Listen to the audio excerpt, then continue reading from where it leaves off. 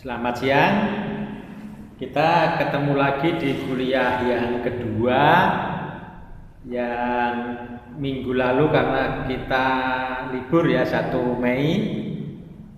Nah, sekarang untuk materi yang kedua sudah saya kirim itu di WA Group. Kita akan belajar mengenai Allah Tritunggal. Itu seperti apa sih? Nah, Allah Tritunggal ada 2 pendekatan gitu ya. Jadi dari gereja barat dan gereja timur. Gereja, mengapa ada perbedaan?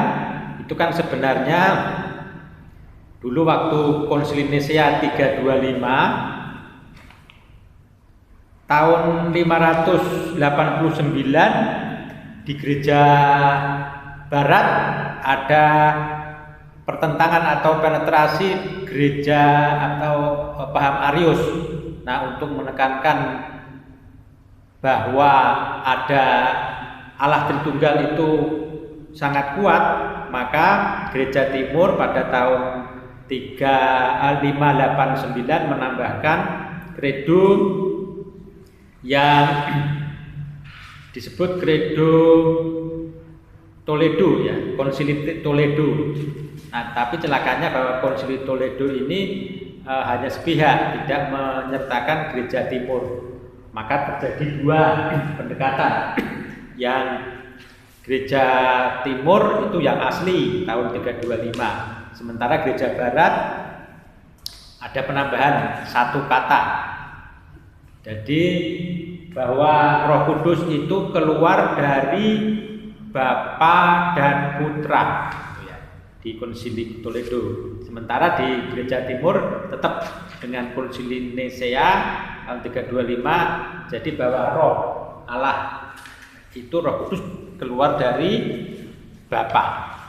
Nah, tetapi sebenarnya ada alasan sendiri bahwa argumentasi gereja timur atau gereja barat ini dari Yohanes 20 ayat 22. Dan sudah berkata demikian, ia mendebusi mereka dan berkata, terimalah Roh Kudus. Nah, jadi gereja barat berargumentasi bahwa Roh Putra itu juga Roh Kudus keluar dari Putra, dari argumentasi Yohanes 20 ayat 22. Sementara yang aslinya di gereja timur ini dari Yohanes 15 ayat 26 bahwa jikalau penghibur yang akan diutus dari Bapa datang, itu Roh kebenaran yang keluar dari Bapa. Jadi kalau di Yohanes 15 ayat 26 keluar dari Bapa, dia akan bersaksi tentang aku. Nah, ini sekarang kita jelasin dulu, kita sampaikan perbedaan-perbedaan itu, tetapi kita pahami dulu sebenarnya Tritunggal itu seperti apa sih? Nah, Tritunggal kita lihat yang gampang-gampang dulu ya. Dari Yohanes Kejadian 1 ayat 26. Jadi untuk memahami Tritunggal, kita pahami dulu Tritunggal yang ada di dalam diri kita. Jadi Kejadian 1 ayat 26, berfirmanlah Allah, baiklah kita menjadikan manusia menurut gambar dan rupa kita. Ternyata di dalam diri manusia itu juga ada Tritunggal yang segambar dengan Allah. Nah, namanya gambar ya mungkin nggak tepat benar ya, bisa 50% ini bisa dikatakan gambar ya, tidak tepat benar. Nah, apakah yang namanya Tritunggal manusia itu seperti apa sih? Kita pendekatan ini bisa kita pakai untuk pendekatan Allah Tritunggal nanti. Jadi kalau manusia itu kan punya tubuh manusia dari segera, kalau saya tubuh seperti itu. Nah, saya memiliki tubuh ini bisa mengeluarkan kata, kata atau pikiran, atau ya kalau dalam ini ya kata atau pikiran. Nah, selain itu di dalam diri saya itu ada yang namanya roh atau jiwa. Nah, jiwa itu bersemayamnya roh ya. Jadi ketika kita mati itu nanti yang keluar jiwa kita dan roh ya. Jadi tempatnya bersemayamnya roh itu namanya jiwa. Jadi ketika yang kita mati itu yang keluar roh atau jiwa kita. Jadi jiwa tempat bersamanya roh. Nah, dari sini tubuh, pikiran, dan jiwa.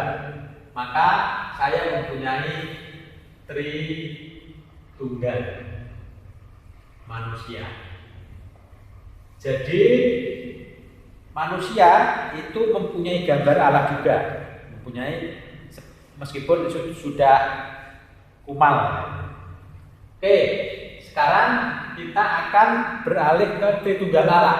Bahwa Tritunggal manusia itu tubuh, kata, pikiran, dan jiwa.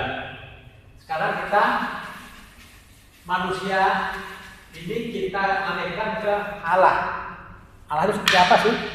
Jadi Allah itu punya Bapa ini, Allah Bapa. Tadi kalau manusia mengeluarkan roh, mengeluarkan pikiran, ya tadi kan pikiran, maka kalau Allah mengeluarkan firman. Jadi firman Allah itu adalah pikiran Allah. Nah, dari sini itu pikiran Allah ini memanusiakan, mewujudkan dalam bentuk Tuhan Yesus. Jadi artinya Allah Bapa itu punya pikiran, punya firman dalam bentuk wujud Yesus. Artinya Yesus ini adalah firman Allah, tetapi juga berwujud manusia, sehingga Yesus itu punya roh Allah, juga roh manusia, juga firman Allah. Nah, roh manusianya dari mana? Roh manusianya dari Bunda Maria tadi. Nah, sehingga Yesus ini punya dua kodrat dalam satu pribadi, kodrat Allah dan kodrat manusia. Atau Tuhan Yesus itu manusia sejati, Allah sejati. Oke, ini kemudian tadi ketika manusia punya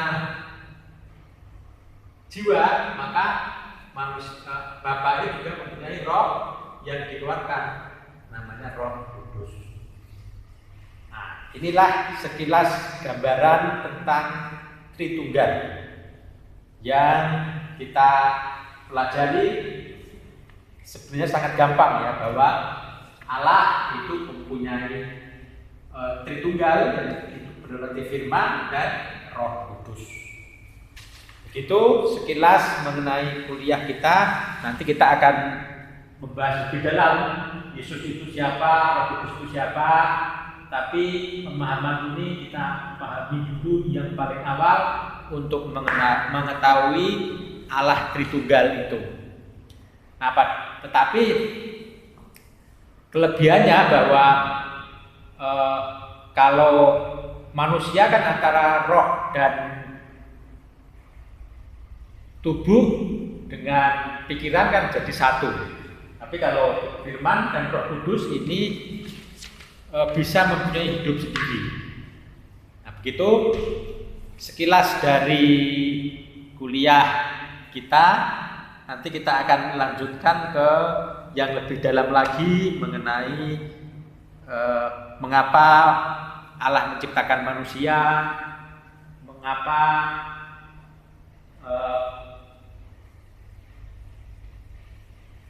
rencana-rencana Allah yang diberikan kepada manusia, mengapa kemudian Adam melanggar akan firman Allah sehingga harus datang Allah atau firman Allah yang menjadi manusia.